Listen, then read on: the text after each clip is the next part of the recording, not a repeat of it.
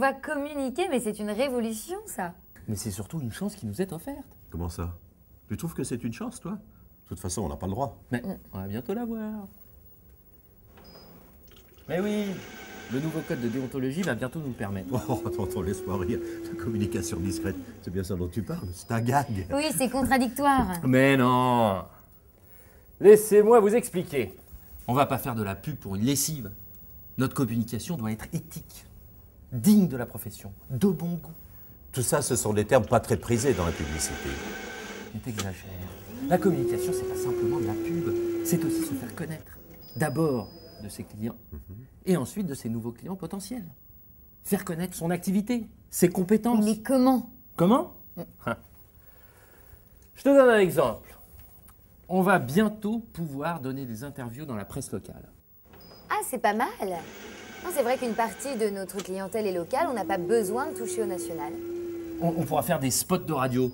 On pourra acheter des espaces dans les journaux. Évidemment, on n'aura pas le droit de faire de la publicité comparative ou même faire des offres de rabais sur nos tarifs. Ah bon, il manquerait plus que ça.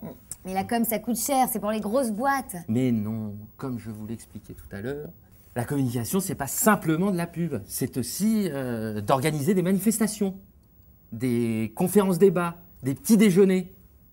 Et on peut être avec un partenaire et partager les coûts. Et on partage les clients. Absolument. Imaginons une conférence débat suivie d'un cocktail.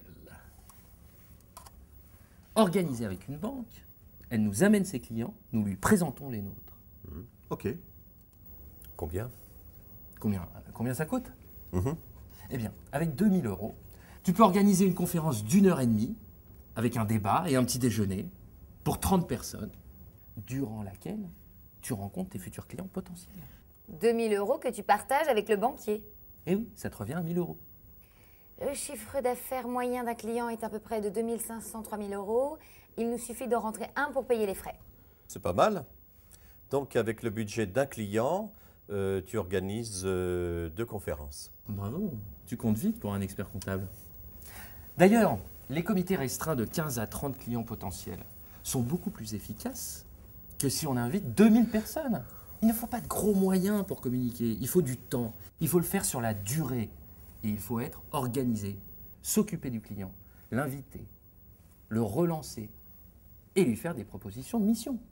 Je suis d'accord sur la rentabilité, mais encore faut-il avoir quelque chose à leur dire. Pourquoi inviter des clients existants, par exemple?